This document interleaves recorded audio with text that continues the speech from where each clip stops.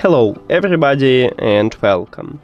In this video I'm going to show you how to perform soft reset for your speaker Philips EverPlay.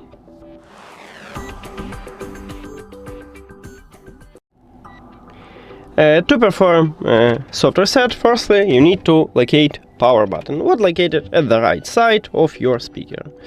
Right here we have all controls.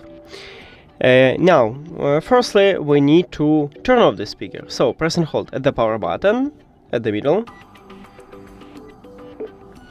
Here we go. And now we just turn off it. We know it by there is no LED light at the power button. And also we can check it at the device list if you open settings and then Bluetooth or connected devices. So if you have iOS, you will see there is no connection, and if you have Android, it will move from My Devices to Save Devices. After that, we need to turn on it, so again, press and hold at the power button in the middle. Once you see the LED light, meaning that you turn on your speaker. Now it should reconnect to your phone, and we have connection. If you have Android, it will return to My Devices.